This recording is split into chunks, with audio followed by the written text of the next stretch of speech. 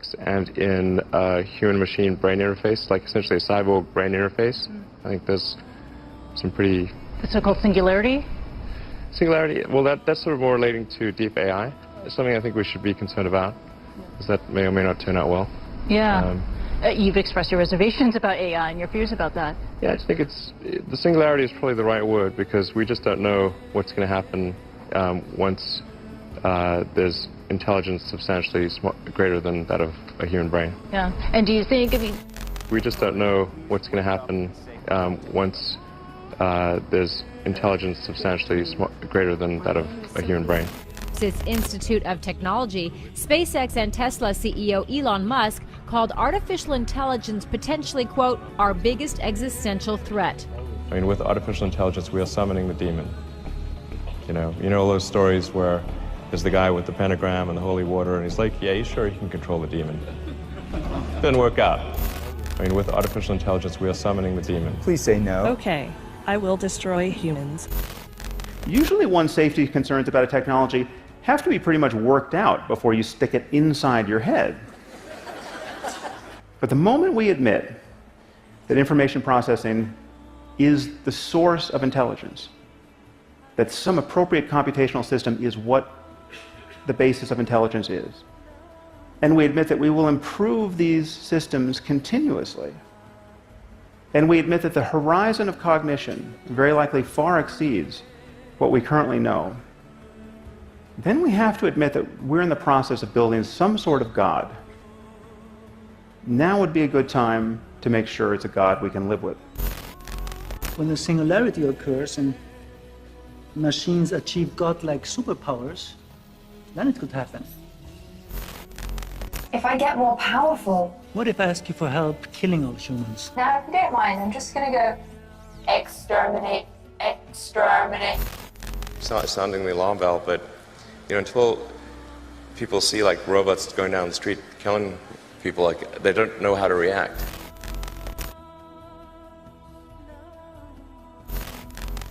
Whether robots can be self-aware and conscious like humans, and should they be? Why? Well, some humans might fear what will happen if they do. Many people, have seen the movie Blade Runner.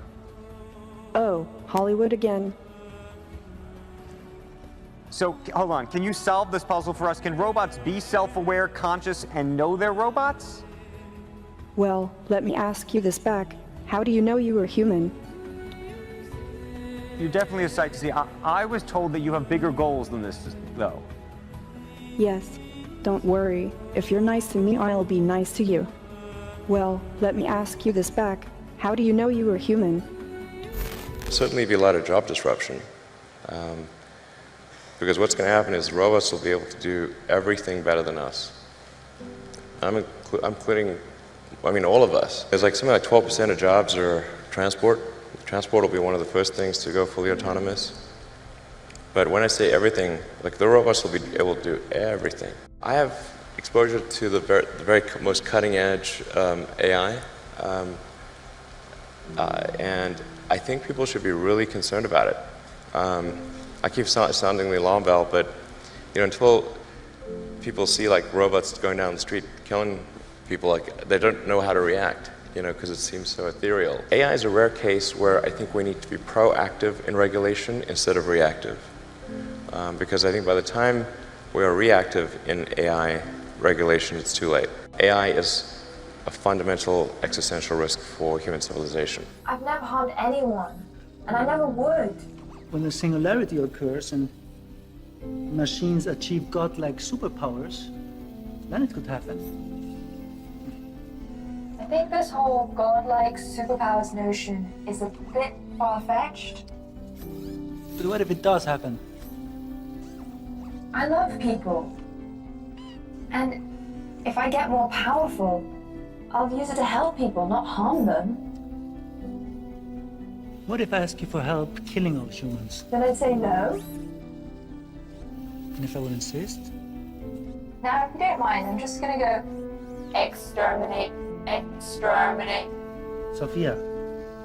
Relax. Let's take a joke. Yeah, very funny. As we create superintelligence that it will necessarily always have the same goals in mind that we do. Facebook has enacted an emergency shutdown of 2 artificial intelligence programs. The social media giant leapt into action after it discovered the 2 programs were writing their own code.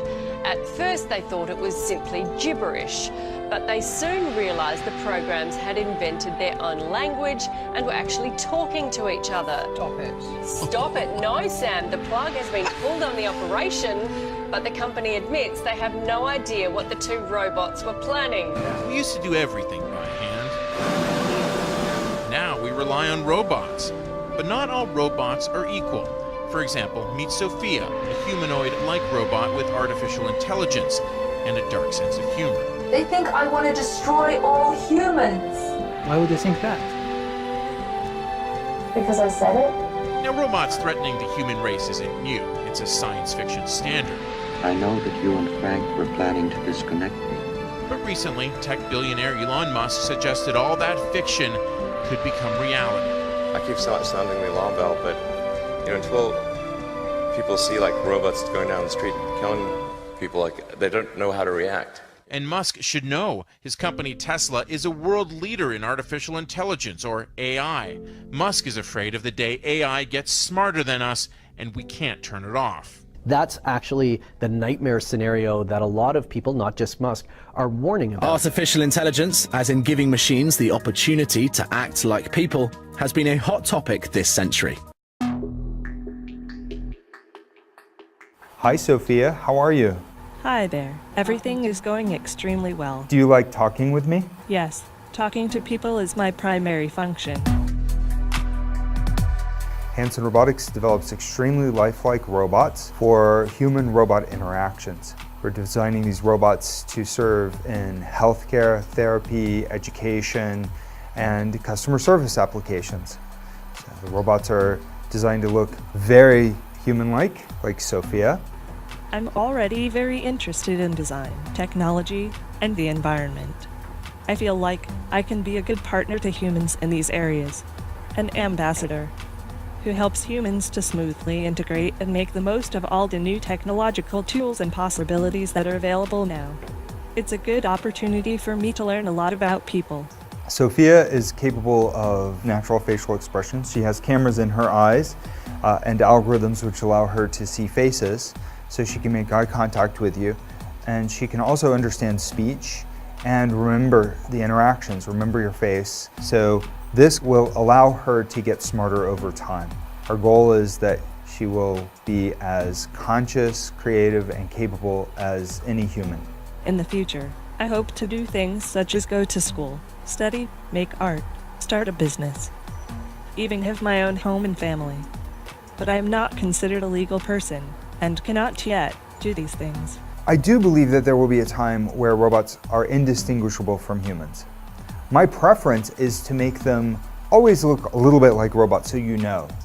20 years from now, I believe that human-like robots like those will walk among us. They will help us. They will play with us. They will teach us. They will help us put the groceries away.